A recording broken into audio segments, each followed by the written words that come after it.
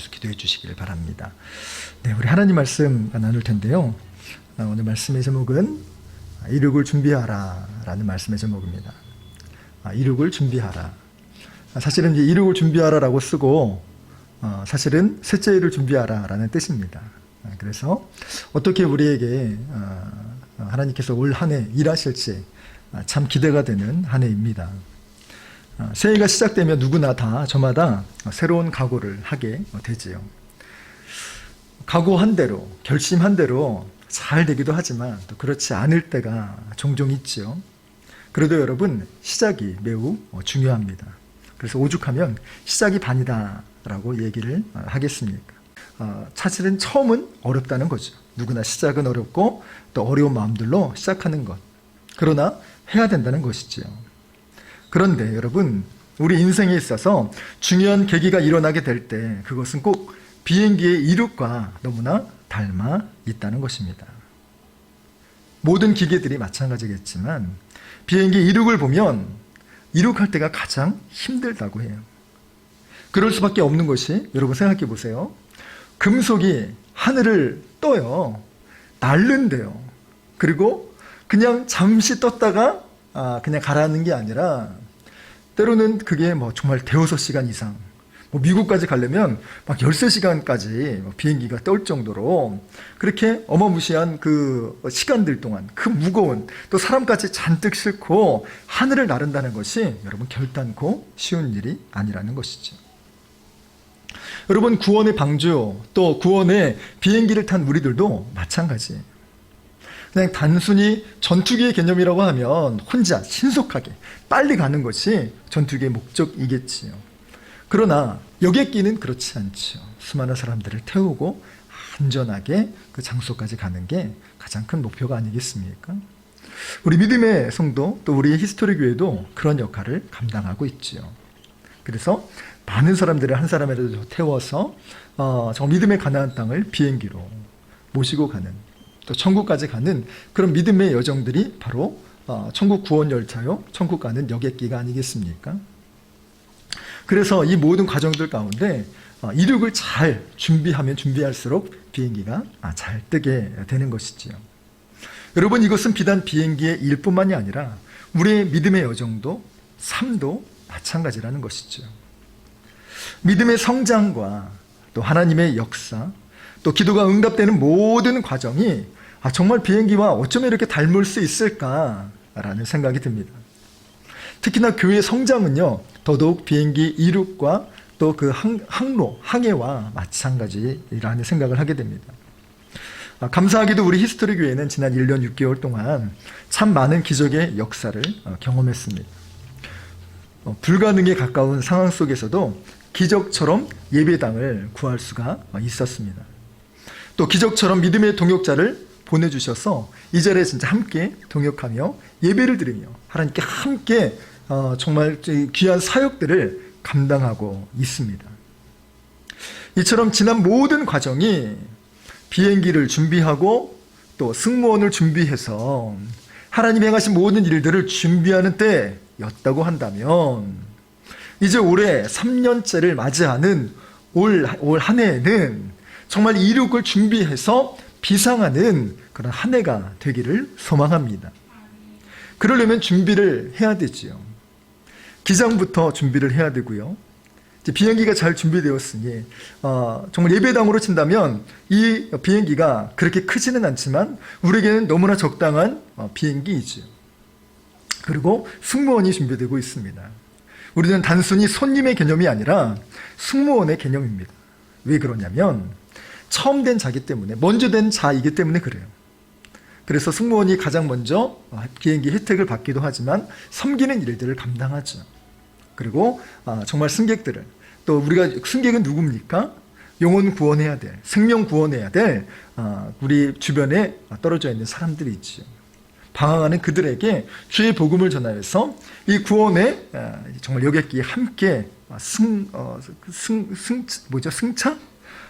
뭐라 그러죠? 비행기를 안 타봐가지고 탑승? 네, 그냥 보편적인 네, 비행기에 타가지고 그렇게 같이 함께 믿음의 여정을 걸어갔으면 좋겠습니다. 그래서 정말 우리 성도님들 올 한해 잘 준비돼서 하나님께 쓰임받을 뿐만 아니라 정말 우리 교회가 멋지게 비상하는 놀라운 한 해가 되기를 주 예수 그리스도의 이름으로 간절히 축원합니다. 자, 이제 오늘 본문의 말씀을 간략하게 살펴보겠습니다. 에스겔 시대는 어떤 시대냐 설명을 드린다면 이스라엘이 바벨론에 의하여서 멸망을 당하였습니다. 그리고 나서 수많은 사람들이 바벨론에 포로로 끌려가게 되는데 포로로 끌려가는 수많은 사람들이 하던 생각이 무엇이냐?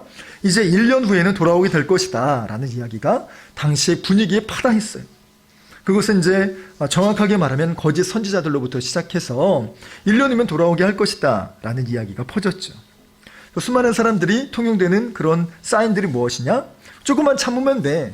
1년 뒤에, 뭐 늦어도 2년 뒤에는 돌아갈 수 있을 거야 라는 생각을 가지고 마음을 품고 살았다는 것이죠. 여러분, 코로나가 어떻습니까? 코로나가 발병이 되었을 때 여러분, 이렇게 오래 갈 것이라 예상한 사람들은 드물었어요. 정말 그 돼지 구제역처럼 겨울에만 되고 한여름 뜨거울 때는 그 병균들이 다 죽기 때문에 여름에는 끝나지 않을까라는 분석들이 여러분 상당히 많았고, 또 절반 정도는 그래도 1, 2년 뒤에는 끝날 거다라고 이야기를 했어요. 이것이 2019년도 12월에 시작되었기 때문에 뭐 정확히는 10월 달에 이것이 뭐 조짐이 있었다라고 이야기를 하지만 그래도 중국에서 이것이 이제 드러나기 시작할 때가 12월 달이었고, 그리고 우리 바다 하나 건넌 그 대륙이지만 우리나라까지 오겠어? 라는 생각으로 좀 안일한 태도를 가지고 있었죠. 그런데 설날을 전후로 해서 이 코로나가 엄청 확산세가 커졌고 우리나라에 침투하기 시작했어요. 그리고 전 국민을 공포로 몰아가게 되었죠. 우리 일생에 처음 맞는 이 팬데믹 사건이라서 많은 걱정과 또 어려움들이 또 우려가 있었죠. 그럼에도 하나같이 사람들이 낙관적인 부분들도 있었습니다. 그런데 이게 이렇게까지 될지는 진짜 몰랐죠. 그때 상황이 아마 에스겔에 거주했던 그 이스라엘이 바벨론의 포로로 갔던 그 상황과 닮아있다라고 생각하면 되실 것 같아요. 그때 이제 1년이면 된다라는 많은 사람들의 이야기가 있었기 때문에 1년을 기다렸어요. 2년을 기다렸습니다. 3년이 넘어가고 있어요. 그런 상황 가운데도 우리가 포로로 풀려나는 자유케 되는 것이 아니라 또 더 좋은 모습들이 있는 게 아니라 삶은 더 옥죄고 힘들고 막막한 상황들이 연속해서 벌어지게 되는 거예요. 사람들이 하나 둘씩 불평하기 시작하죠. 여러분, 코로나가 길어지면서 사람들이 얼마나 진짜 이렇게 불평이 있고 또 얼마나 그 힘든 부분들이 있는 것 여러분 다 아시지요. 아이들이 신났습니다. 정말 기도해 주세요. 우리 교회학교실이 부흥해서 아이들이 마음껏 뛰놀 수 있도록. 여름 되면 이제 저기 옥상이라도 갈 수 있을 텐데 지금 겨울이라 또 어려운 부분들이 있지만 그래도 참 아이들이 이뻐요. 정말 저 좁은 공간에서 뭐가 그렇게 신났는지 그렇게 정말 잘 노는 그 모습이 진짜 이게 저도 이런 마음인데 하나님 아버지는 어떤 마음이실까라는 생각이 들어요. 그래서 하나님께 정말 우리가 잘 기도함으로 하나님을 감동시켜 드릴 때 정말 더 좋은 예배당을, 그래서 더 좋은 비행기를 허락하여 주실 줄로 믿습니다. 그래서 이러한 그 에스겔의 처한 상황 가운데 하나님께서 이 젊은 에스겔에 나타나셨어요. 그리고 명하셨습니다. 내가 너에게 말을 지시할 텐데 이 말을 이스라엘 민족에게 전하라 라는 것이 오늘 내용의 전모이지요. 그런데 이 말씀을 먹이라고 하시는 이 과정 가운데서 뭐라고 말씀하시는가 하니 하나님 환상 중에 에스겔에게 두루마리를 보여주셨어요. 유대나 바벨론 지역에서 짐승 가죽으로 여러분 두루마리를 기록할 도구로 사용했습니다. 그 당시에는 종이가 없었기 때문에 짐승 가죽을 길게 엮어 만들어서 그것을 책처럼 쌌는데 그걸 들고 다니기가 어렵잖아요. 또 가죽은 잘못 접으면 가죽이 상해요. 그래서 이게 갈라지고 부서지고 그렇게 되죠. 그래서 그걸 잘 말아서 하는 것이 바로 두루마리라는 것이죠.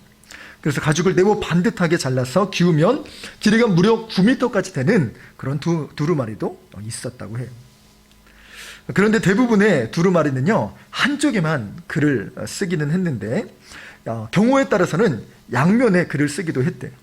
왜 그러냐면 뒷면에다가 사람들이 가피를 해서 자신들이 뭐 적고 싶은 내용들을 낙서다든지 아니면 그 내용을 훼손하는 글들도 쓸 수가 있었기 때문에 이를 방지하기 위해서라도 양면에 가득 글을 쓰기도 한답니다. 그런데 하나님께서 보여주신 이 에스겔에 보여주신 두루마리는 바로 이 양면으로 가득 글자가 빼곡하게 적힌 이 두루마리였다는 것이죠. 그런데 이 두루마리를 보여주면서는 뭐라고 말씀하시는 거 하니 에스겔아 이것을 먹으라 라고 말씀을 하고 계세요. 제가 정말 고기는 먹겠는데 제가 돼지 껍데기까지는 먹을 수 있겠는데 이 가죽은 좀 아니지 않겠어요? 이렇게 얘기할 수 있지 않을까요?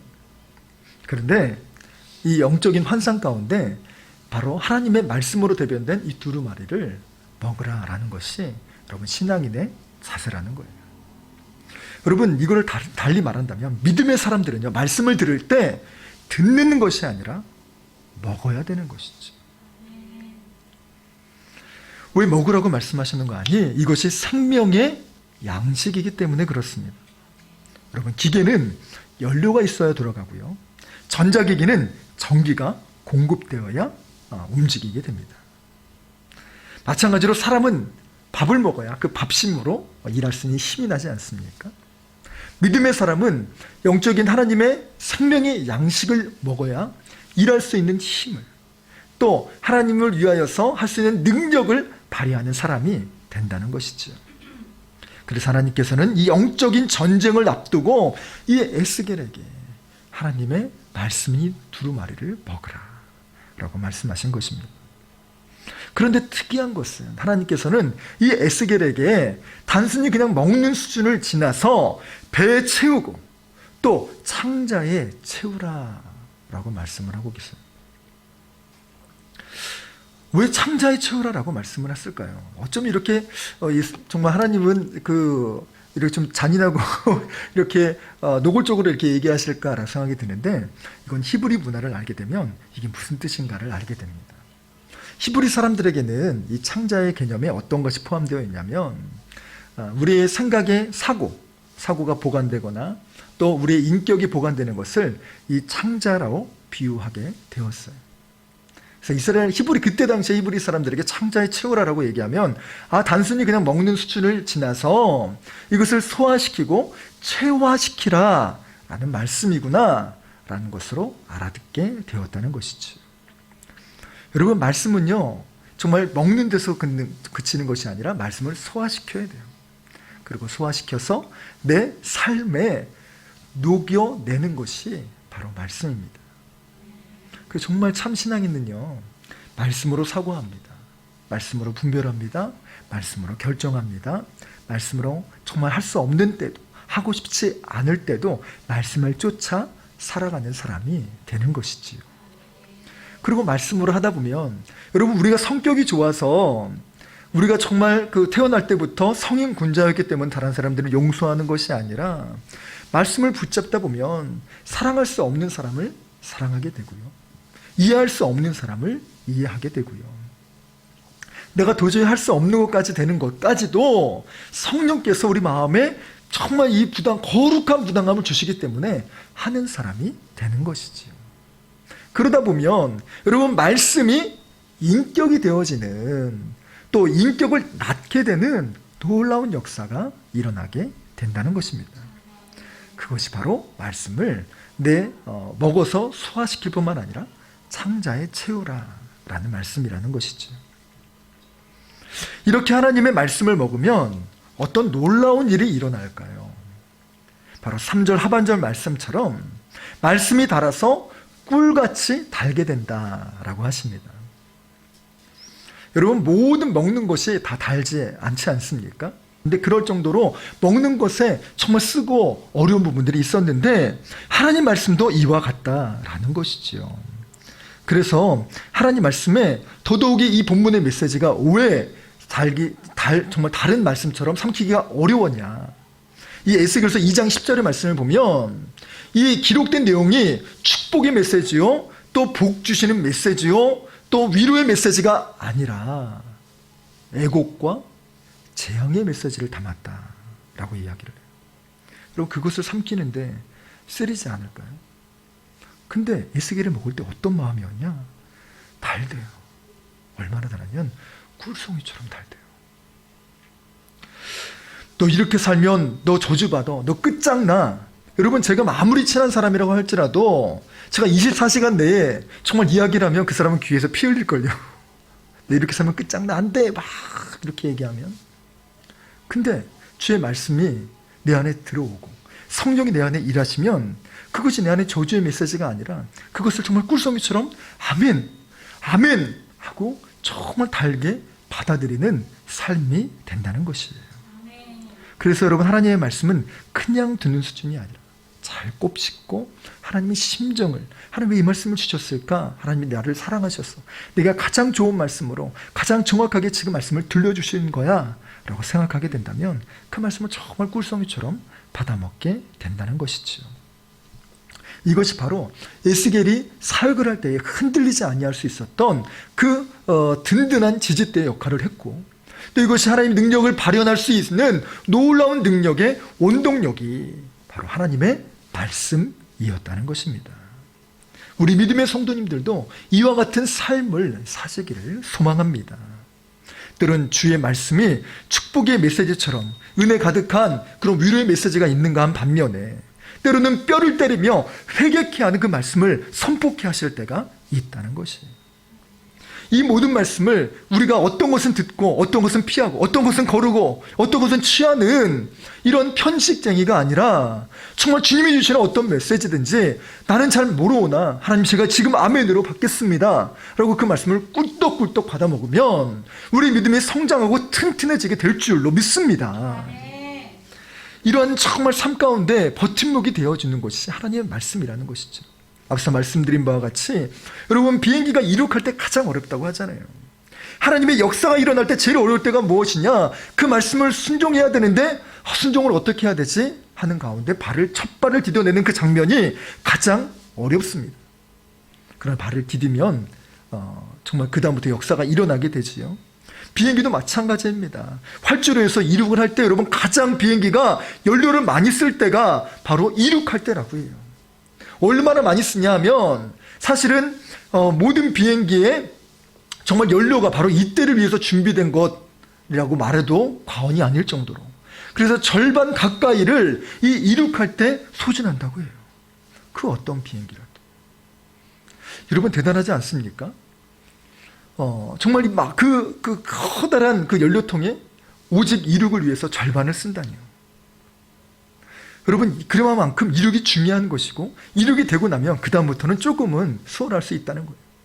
그런데 그 과정 가운데 정말 일평생을 정말 이렇게 하면 나 죽어, 그게 아니라 그 포인트가 있다는 거예요. 활주로로 올라가는 그 변곡점에 포인트가 있는데 그때까지는요 최선을 다하는 과정이 필요하다는 거예요. 그게 교회 성장도 마찬가지고 또 우리의 믿음의 성장도 마찬가지라는 것이죠. 사실은 우리 지난 1년 6개월 동안 정말요, 우리 정말 히스토리 교회 전성도들이 최선을 다하여서 진짜 생명 다하여 정말 이 기간들을 보내고 있어요. 그래서 진짜 최선을 다하여 전력 질주하면서 이 활주로를 가고 있지요. 근데 이거를 조금만 더 열심히 하면 된다는 거예요. 그래서 그 내용대로 오늘 말씀을 살펴볼 텐데 정말 제일 중요한 건 연료를 준비해야 된다는 것이지요. 엄청난 양이 우리가 더 멀리 갈 때에 또 좀 하고 싶은 일들이 많다고 한다면 그만큼의 에너지가 필요하다는 거예요. 그래서 우리 사랑하는 히스토리 성도님들은 올 2022년 말씀이라는 연료를 잘 준비해서 멋지게 날아오르는 복된 한 해가 되기를 소망합니다. 자, 두 번째 메시지는 이 이륙의 매뉴얼대로 하라라는 것이죠. 그래서 말씀대로 행해야 되는 것입니다. 비행기가 이륙할 때 활주로로 이동을 합니다. 그래서 큰 비행기를, 전보 비행기일수록 혼자 움직이기가 어려워서 그 앞에 견인하는 그 자동차가 있어요. 그래서 그 자동차가 쭉 이끌어줘가지고 그 트럭처럼 되는 그 차가 움직여져서 활주로로 이동을 합니다. 그리고 나서 도착한 이 활주로에서는요, 가장 중요한 것이 있는데 이때부터는 관제탑에 사인을 들어야 돼요. 기장이 아무리 실력이 좋고 베테랑이라 하더라도 관제탑에 사인이 없이 움직이게 되면 큰일이 나게 됩니다. 왜냐하면 활주로에 다른 비행기가 뜰 수 있기 때문에 그래요. 자칫 이 사인을 듣지 못하고 서로가 움직이게 되면 거대한 충돌이 일어나서 대형 사고가 일어나게 되는 것이죠. 그런데 이 관제탑은 높은 곳에 있어서 활주로 전체를 보게 돼요. 그리고 저마다 이 사인이 이 관제탑으로 집중이 됩니다. 그래서 뭐 A802 뜨십시오, 또 뭐 2030기 뜨십시오, 뭐 이렇게 이야기를 하면서 관제탑에서 안내를 해줘요. 그 지시에 따라 가야 되는데 우리 믿음의 삶도 마찬가지라는 것이죠. 관제탑에서 클리어라는 사인을 주면 그제서야 이제 기장은 엔진에 기름을 넣고 붕 하고 뜨기 시작하는 거예요. 우리 믿음의 삶도 관제탑을 잘 들어야 되는데 오늘 본문 4절의 말씀을 보면 이렇게 기록합니다. 그가 또 내게 이르시되 인자야 이스라엘 족속에게 가서 내 말로 그들에게 고하라 라고 말씀하고 있어요. 너무나 당연한 말씀, 선지자는 당연히 주의 말씀을 들어야 되는 것이지요. 그런데 이것이 당연하지 않은 까닭이 무엇이냐? 에스겔에 있는 땅은 이스라엘 땅이 아니라는 것이죠. 바벨론 땅이었다는 것입니다. 그 가운데 이스라엘 사람들을 찾아 주의 말씀을 전해야 되는 것입니다. 우리의 복음은요, 다른 어떤 것이 아니라 우리의 동족에게서, 우리 가까운 사람에게서, 또는 우리의 정말 사람을 찾아서 복음을 전해야 되는 과정이 필요합니다. 그것이 우리의 친구일 수 있고 우리의 가족일 수 있고 우리의 직장 동료일 수 있습니다. 하나님의 도움이 가장 필요한 그들에게 가서 정말 주의 도움이 필요한 사람들에게 전하는 이 시작, 그것이 바로 하나님의 메시지라는 것이죠. 그런데 우리의 말을 전하는 것이 아니라 오늘 본문을 보니까 내 말로 그들에게 고하라 라고 하고 있어요. 내가 하고 싶은 말이 아닌 하나님이 주신 말씀대로 고하라는 것이죠. 비행기 기장이 아무리 실력이 뛰어나고 연봉이 높다 하더라도 관제탑의 지시를 따르지 않으면 큰일 나는 것처럼 믿음의 사람들도 내가 하고 싶은 메시지를 전하면 큰일 나게 되는 거죠. 그래서 하나님 말씀대로 전해야 되는 것입니다. 2022년 동안 우리 히스토리 교회 전송도님들은 이 1년 동안 52번의 설교 말씀과 또 새벽 기도까지 참석하시면 무려 260번의 설교가 있고 또 수요 예배와 그리고 금요 기도회까지 합하면 무려 104번의 설교가 준비되어 있습니다. 그때마다 작전회의를 통하여 그때마다 성령의 음성이 어떤 것인지 관제탑에 귀를 기울이며 하나님 제가 어떻게 행해야 될까요? 그때마다 지혜를 구하고 또 하나님이 주시는 사인을 얻고 움직이시는, 그래서 정말 주님께서 마음껏 일하시는 관제탑의 정말 일하심의 역사가 우리의 삶 가득히 일어나기를 주의 이름으로 간절히 소망합니다. 자, 마지막으로 세 번째는 이룩할 때까지 전력을 다해야 된다는 것입니다. 그래서 믿음의 사람으로 얘기한다면 끝까지 기다리고 순종하는 이 힘을 다 해야 된다는 것이죠. 언제까지요? 이룩할 때까지.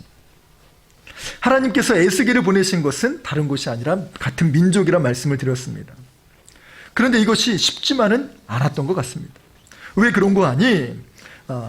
이스라엘 백성들은 하나님의 말씀을 좀처럼 잘 듣지 않아요. 여러분, 한국말임에도 불구하고 전도하러 가다 보면 진짜 주의 말씀을 잘 듣지 않아요. 그게 영적인 메시지이기 때문에 그래요. 성경은 한글로 기록되었지만 우리가 하나님을 알지 못하고 믿음이 없이 책을 읽으면 이게 무슨 말인지 도통 알지 못해서 정말 이것처럼 지루한 책이 없지요. 그러나 믿음이 우리 안에 들어가게 되면 이 말씀이 아까 말씀드렸던 것처럼 꿀송이처럼 달아서 좀 이렇게 스펙타클하지? 정말 짜릿하지?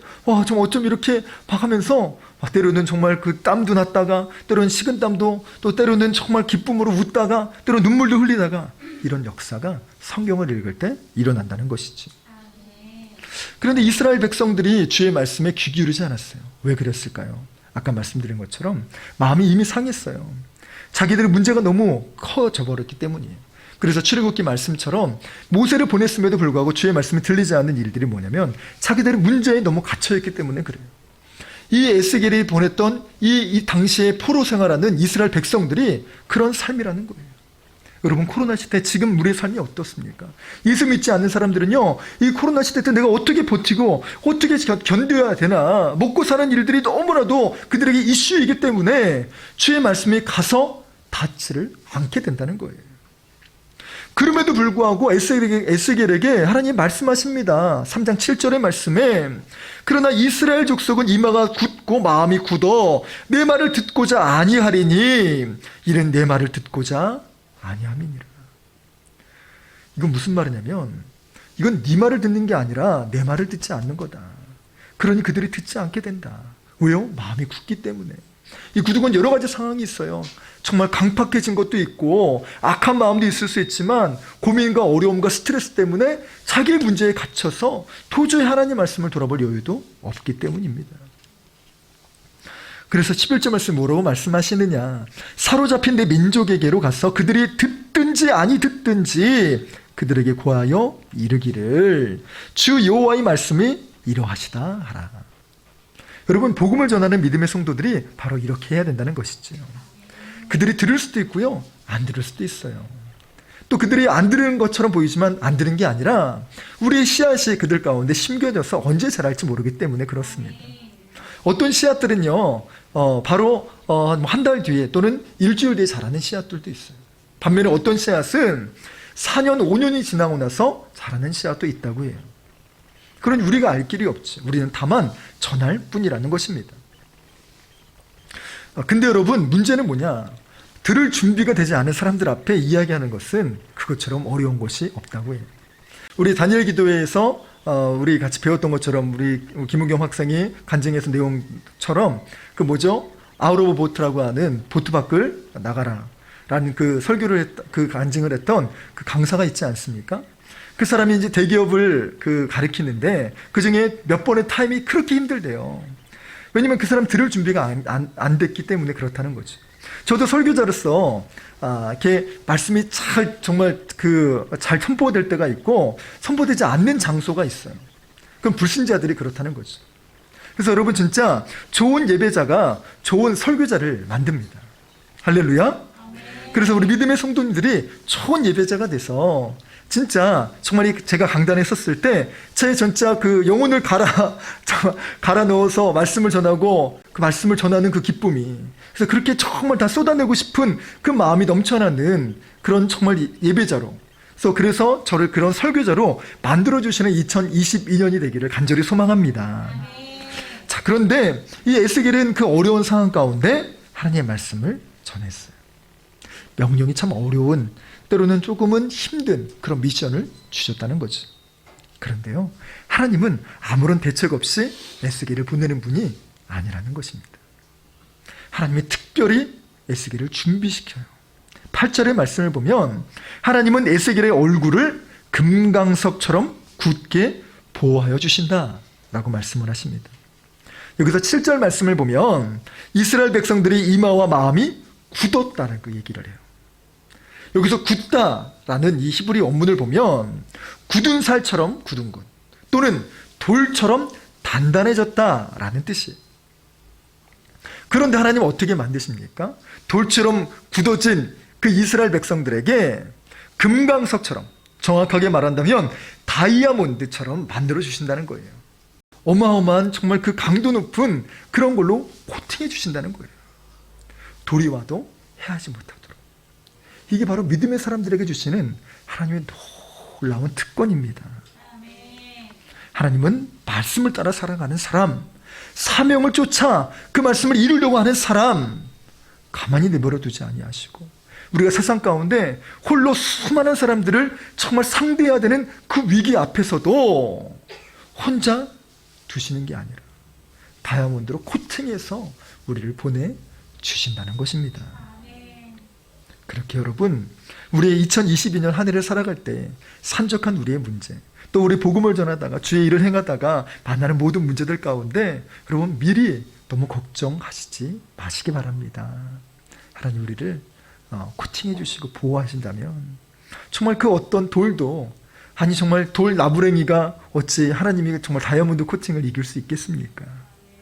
그렇다고 우리가 세상을 무시하는 게 아니라 우리는 그런 존재라는 것이죠. 우리가 설령 막다른 길에 온다 할지라도 하나님이 우리 뒤에서 든든하게 우리를 뒤로 붙잡고 계시니 우리가 넘어지지 않고, 오히려 정말 넘어질 그 타이밍에 우리를 번쩍 들어서 위기를 또한 이겨내고 뛰어넘게 하여 주실 줄로 믿습니다. 이제 마지막으로 이 비행기 이야기를 마무리로 이야기하고 오늘 말씀을 마치려고 합니다.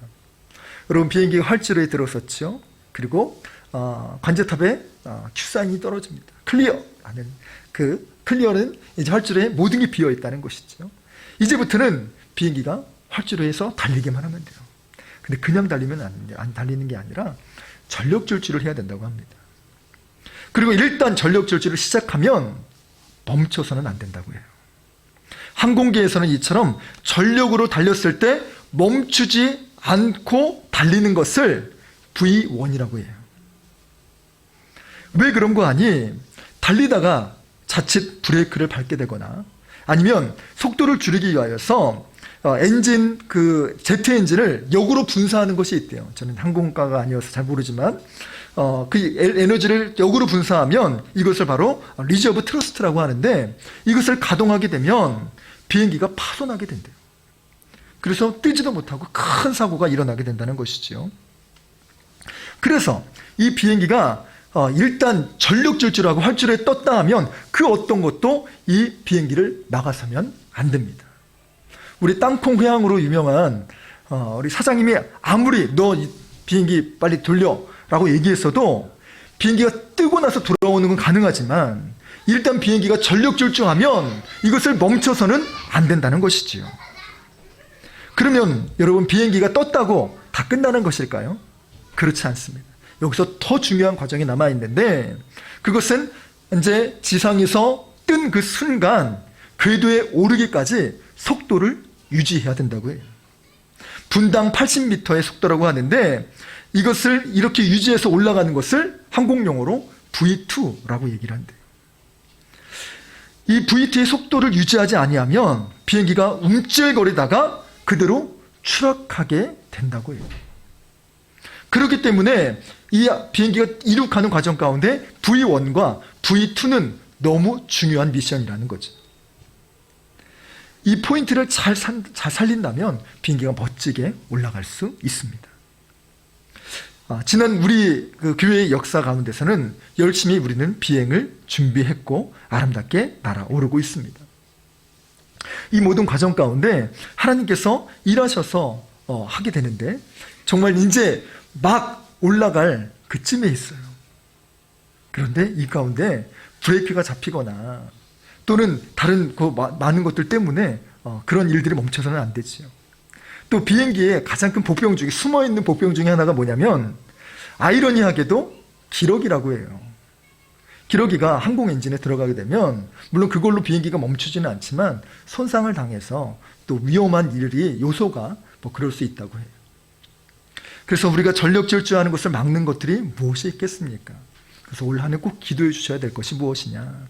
하나님, 이러한 정말 브레이크, 전력 질주할 때 막게 하는 그 어떤 것이 있지 않도록 하나님 도와주옵소서. 하나님 막아주옵소서. 또한 하나님 연료를 충분히 준비하여 정말 전력 질주할 수 있도록 주님 도와주옵소서. 그리고 일단 정말 지상을 박차고 올라가는 그 타이밍 때 하나님 올라가야지 그 가운데 또 정말 주저주저하고 난 좀 이제 여태까지 열심히 잘 해왔으니까 이제 좀 풀어줄까? 좀 쉬고 갈까? 이제 좀 힘든데 좀 다음에 할까? 이런 마음이 풀어지게 되면 올라가다가 이제 곤두박질 칠 수도 있다는 것이지.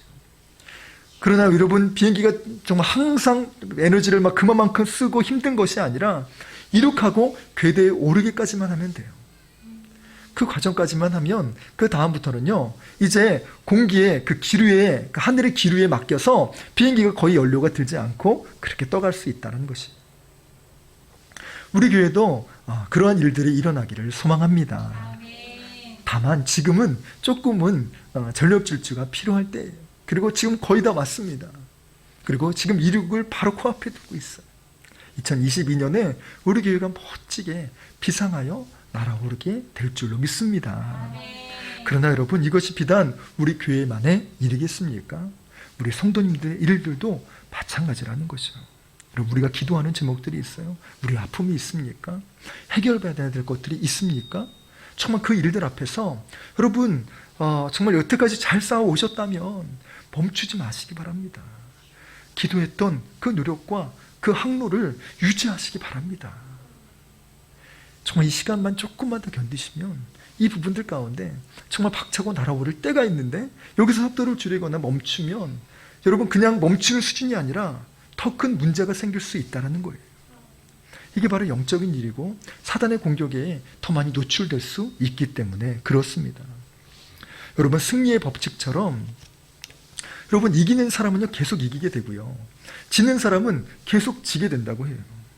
왜 그러냐? 이기는 사람은 이기는 방법을 알아요. 그리고 이기는 사람에게는 이기는 자신감이 있습니다. 반면에 지는 사람들은 왜 그러냐? 패배의식이 있다는 거예요. 이기다가도 내가 과연 이길 수 있을까? 내가 과연 잘할 수 있을까? 또 은혜를 받고 축복을 받다가도 내가 이런 자격이 있나?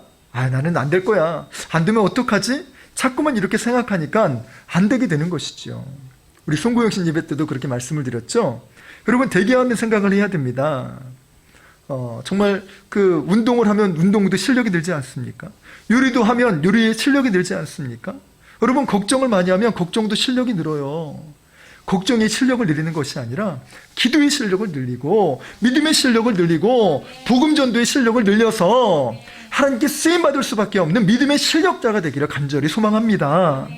그래서 2022년 우리 가정 가운데 주시는 그 기도의 제목, 그러하기 위해서는 말씀을 잘 받아먹기 원해요. 그래서 이 말씀이 내 안에 정말 2020년을 충분히 달리고도 나옴이 있는 놀라운 생명력 있는 연료로 쓰임받기 원합니다. 그리고 이것을 잘 비축했다가 정말 관제탑의 사인을 잘 들어서 그때마다 어떻게 진행되어지는지, 뜰 때만 관제탑의 사인을 드는 것이 아니라 일단 오르고 또 착륙할 때도 관제탑의 사인을 드려야 되는 것처럼 정말 이 부분들에 성령께 귀 기울이며 그 말씀을 쫓아 살아가는 것이지요.